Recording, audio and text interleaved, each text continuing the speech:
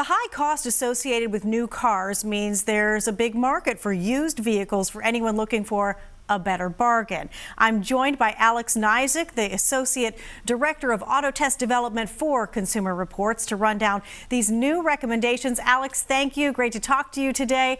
So tell us, why did Consumer Reports decide it was time to rank used cars? Does it have to do with the prices? It absolutely does. I mean, yeah, we know the average new car transaction price is around $48,000, which is a ton of money. I don't know about you. I don't necessarily want to spend that.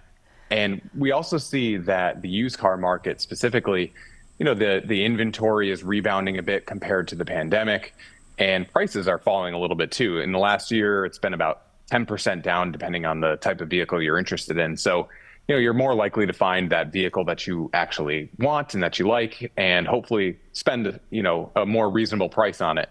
And we see through Consumer Reports' own survey that 40% of Americans who are shopping for a new car in the next year, they're not even considering new cars. They're only looking at used. So it's really the right time for CR to expand its recommendations, because, you shouldn't really have to sacrifice reliability, safety, and all these great things if you're just trying to save a little money on a car. So what kind of analysis goes into these ratings? How do you compare the brands? Sure. Yeah, this is the first time we've ever done a brand ranking for used cars.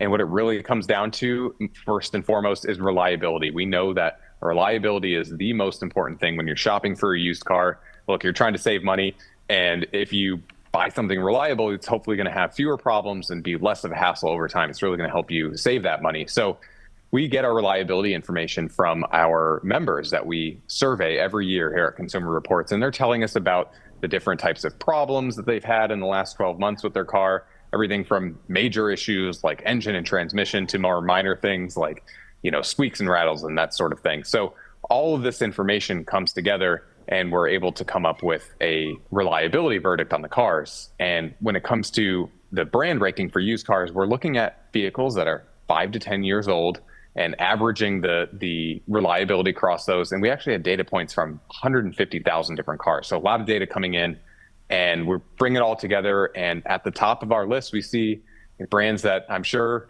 won't be too surprising and others are familiar with: Toyota, Lexus, Mazda. These brands tend to have fewer problems reported by CR members. And the reason for that is they tend to be more conservative when they redesign their car. So, take the Camry, for instance. Instead of throwing away last year's design and starting fresh, they tend to iterate on their products, which makes them more reliable over time. And we just see fewer issues reported. That's really interesting to hear. So what does Consumer Reports recommend for people who are heading out on their own, looking for a used car? What can they do to make sure that they're getting that quality vehicle? Yeah, well, it all starts, and I'll say it again, with reliability. And you can go to consumerreports.org/used cars, and you can look at the reliability information on all of the models that we're recommending, and others too. And by starting with a car that has consistent reliability, you're just more likely to have something that's trouble-free. So that's, I can't stress it enough, starting there. And then beyond that, a used car, it's had an entire life before you are standing there ready to purchase it. So really important that you look at the Carfax and the history report for that vehicle to see, hey, was this a car that was leased, or maybe it was a rental car? Was it maintained properly? You want to ensure that it's going to last you a long time. And again, taking that a step further, test driving the vehicle, having it inspected by a mechanic that you trust, just to make sure that it's roadworthy. And, lastly, consider something, it's called a certified pre-owned car. I'm sure people have heard it referred to as a CPO vehicle. And these are great options. Used cars that are backed by the manufacturer, they tend to have a warranty associated with them. They've been inspected by the mechanic at the dealership.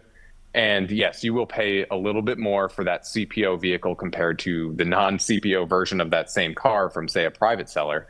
But what you're really paying for is peace of mind, convenience. And we see from Consumer Reports surveys that members that go this route, they buy a CPO car, they are generally more satisfied and they report less problems with these vehicles. Really a great checklist of things to do and super advice. Thanks so much for joining us today, Alex. Yeah, thank you for having me.